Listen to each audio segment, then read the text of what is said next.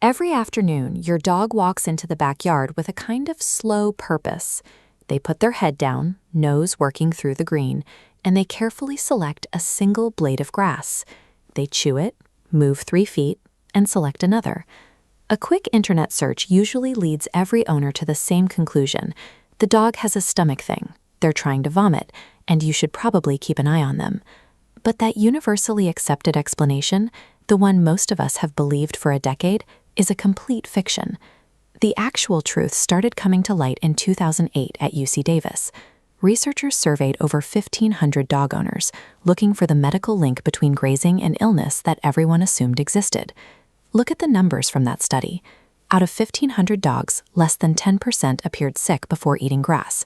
Even more telling, less than 22% vomited afterward. For the vast majority, this behavior has nothing to do with digestive distress. Because we've been looking for a sickness that isn't there, we've missed what our dogs are actually doing in the yard. Dogs don't have a lack of words, they have behavior.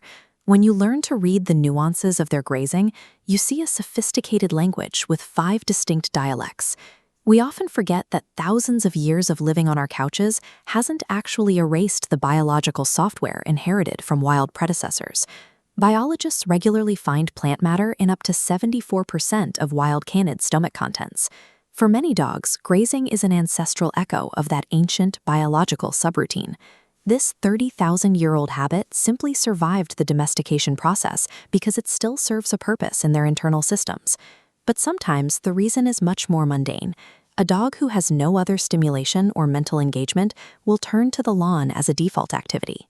It's the canine version of a bored teenager mindlessly scrolling on a phone, a low-effort way to occupy the brain when they have nothing else to do. Identifying these moments helps you see past the weird habit to understand either your dog's ancient history or their immediate need for a walk. There are also times when the grass acts as a coping mechanism. If the environment is loud or stressful, grazing becomes a way to manage that pressure. That mechanical jaw movement releases calming endorphins, turning a patch of fescue into a tool for managing environmental stress. Of course, the original myth about upset stomachs does occasionally happen, though it's far rarer than we were told. You can tell the difference because the dog isn't being methodical. They are frantically gulping down large quantities of grass, usually followed by immediate vomiting. Then there is the simplest reason of all, pure preference. Some dogs just genuinely enjoy the specific taste and the fibrous texture of a snack from the lawn. This is why context matters.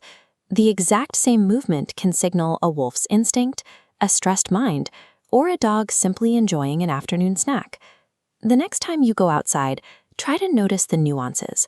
Watch the way they deliberate over a single patch of clover.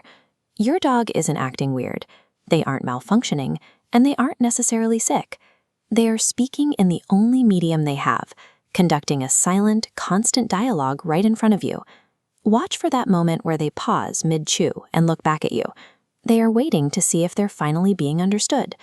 They have been leaving you notes on the lawn for years. All you have to do is finally start reading them.